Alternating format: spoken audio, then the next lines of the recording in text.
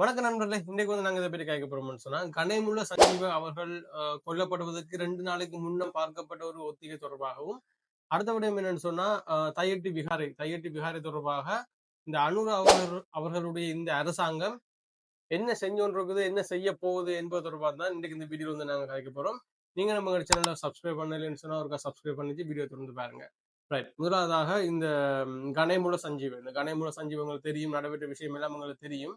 இந்த கணேமுல்ல சஞ்சீவ அவர்கள் கொல்லப்படுவதற்கு, அந்த கோர்ட்ஸ்ல வச்சு சுடப்படுவதற்கு 2 நாளைக்கு முன்னம் பார்த்தோம்னு சொன்னா, அந்த சமிந்துவும் செவந்தியும், அந்த செவந்தி என்று சொல்லப்படுகின்ற அந்த பெண்ணும், சமிந்து என்று சொல்லப்படுகின்ற அந்த நபரை, கணேமுல்ல சஞ்சீவ் அவர்களை சுட்டுக் கொலை செய்த நபரும் 2 பேரும் சேர்ந்து நீதிமன்றத்துக்குள்ள போய் 2 நாளைக்கு முன்னமே நீதிமன்றத்துக்குள்ள போய் அங்க வந்து இவரை எந்த இடத்துல வச்சு சுடணும், போலீசார் சுட்ட பிறகு காவல்துறையினர் என்ன மாதிரியான நடவடிக்கைகள் செய்வினும், அதுக்கு பிறகு தாங்க எப்படி தப்பிக்கணும் என்பது தொடர்பாக எல்லாம் ஒரு ஒத்திகை ஒன்றை பார்த்துருக்கணும். இந்த ஒத்திகை பார்க்கப்பட்ட இடம் எதுன்னு சொல்லி பாத்தீங்கன்னு சொன்னா, அந்த கோர்ட்ஸ்ல இருந்து அந்த நீதிமன்ற அந்த உள்ளுக்கு இருக்கிற அந்த வளாகம், உள்ளுக்கு இருக்கிற அந்த இடத்துலதான் அந்த ஒத்திகை வந்து பார்க்கப்பட்டிருக்குது. அந்த அறை, உள்ளுக்கு இருக்கிற அந்த அறையை வந்து யாரு இவங்களுக்கு காட்டியிருக்காங்கன்னு சொன்னா, ஒரு நபர் வந்து காட்டியிருக்கு. அந்த நபர் வந்து இப்பொழுது கைது செய்யப்பட்டிருக்கு. சந்தேகத்தின் பேரில் அவர் கைது செய்யப்பட்டு விசாரணை மேற்கொண்ட போதுதான் அவர் இந்த விஷயத்தை வந்து சொல்லியிருக்கிறார். தான் இவர் 2 பேரையும் கூட்டிக்கொண்டு போய் அந்த அறையை காட்டியிருந்தாகவும், அந்த அறையில தான் இவரை கொள்வது தொடர்பான ஒத்திகை பார்க்கப்பட்டதாகவும் வந்து அவர் சொல்லியிருக்கிறார். அந்த நீதிமன்றத்துக்குள்ள இருந்த அந்த அறையை காட்டுறதுக்கு அவர் செவந்திட்டு இருந்து எவ்வளவு காசு வேண்டியிருக்கிறேன்னு சொன்னா, 2000 ரூபாய் வேண்டியிருக்கிறார். 2000 ரூபாய் காசை வேண்டிட்டு தான் அந்த உதவியை வந்து அவர் செஞ்சிருக்கிறார். இப்ப அவர் வந்து கைது செய்யப்பட்டு விசாரணைக்கு உட்படுத்தப்பட்டிருக்கிறார்.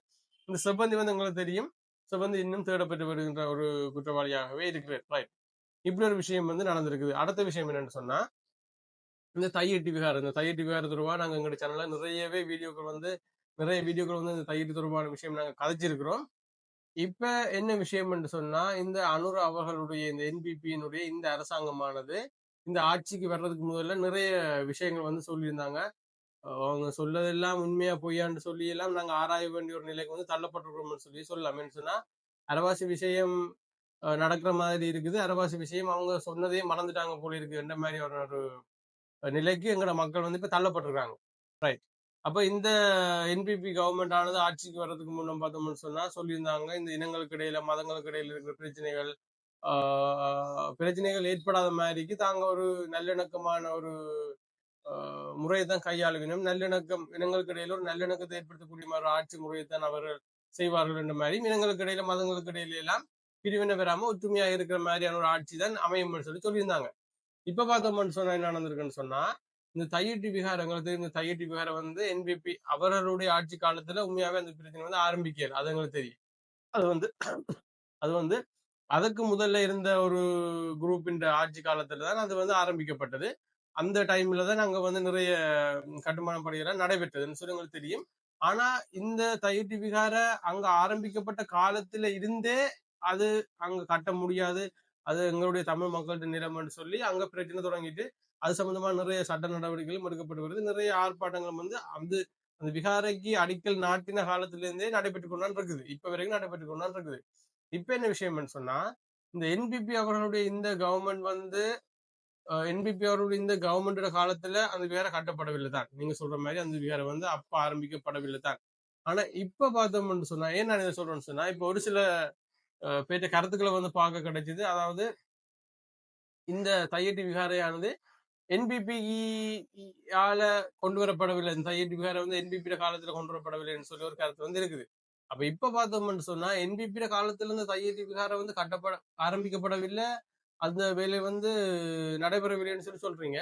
ஆனா இந்த என்பிபி காலத்துல இப்ப இருக்கிற இந்த என்பிபி காலத்துல பார்த்தோம்னு சொன்னா, அந்த தையிட்டியில இப்ப நேற்றைய தினம் பார்த்தோம்னு சொன்னா, புதிதாக ஒரு கட்டணம் வந்து அந்த தையிட்டி விகாரை இருக்கிற அந்த வளாகத்துக்குள்ள வந்து திறக்கப்பட்டிருக்குது. இந்த தையிட்டி விகாரை கூடி அடிக்கல் நாட்டப்பட்டதெல்லாம் முன்னம் இருந்த ஆட்சியாளர்கள் காலத்துலதான் சரி. ஆனா இப்ப என்பிபி கவர்மெண்ட் தான் இருக்குது. இந்த என்பிபி கவர்மெண்ட் இருக்கிற இந்த டைம்ல பார்த்தோம்னு சொன்னா, அந்த தையிட்டி விகாரை இருக்கிற அந்த வளாகத்துக்குள்ள புதிதாக ஒரு கட்டணம் வந்து திறக்கப்பட்டிருக்குது. அப்ப பார்த்தோம்னு சொன்னா, இந்த அனுர் அவருடைய இந்த அரசாங்கமானது மக்கள்கிட்ட பிரச்சனை என்ன, அந்த இடம் வந்து மக்களுக்கு சொந்தமான இடம், அந்த மக்களுக்கு சொந்தமான இடத்துல வந்து சட்டவிரோதமாக அந்த விகாரம் வந்து அங்க கட்டப்பட்டிருக்கின்ற ஒரு பிரச்சனை.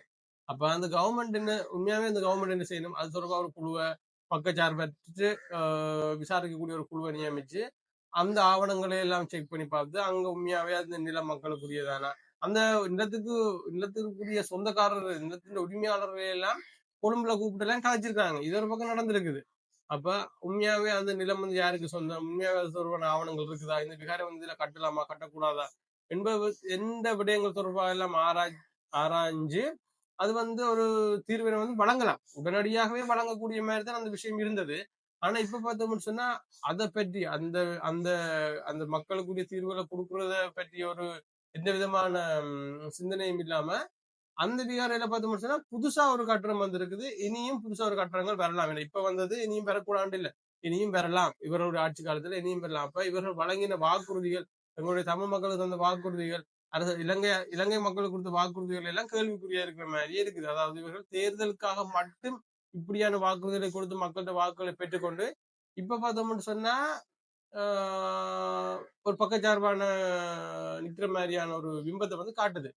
அடுத்த இன்னொரு விஷயம் இருக்குது. இன்னொரு தரப்பான மக்கள் வந்து இன்னொரு தரப்புல இருக்கிற செட் ஆஃப் மக்கள் வந்து என்ன சொல்றாங்கன்னு சொன்னா, அனுர் அவருடைய அரசாங்கம் வந்து பயப்படுகின்றதா, அதாவது இந்த தையிட்டி விகார விடயத்துல ஒரு முடிவினை எடுப்பதற்கு அனுர் அவர்களுடைய இந்த அரசாங்கமானது பயப்படுகின்றதா, அதாவது இந்த விகாரையில ஏதாவது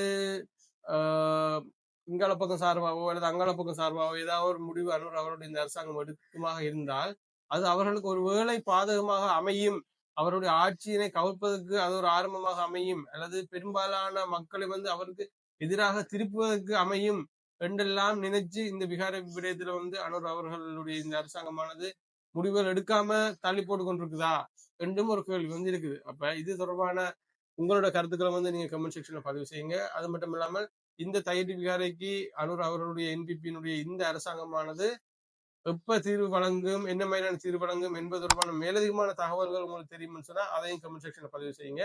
இன்னொரு வீடியோவில் உங்களை சந்திக்கிறேன். நன்றி.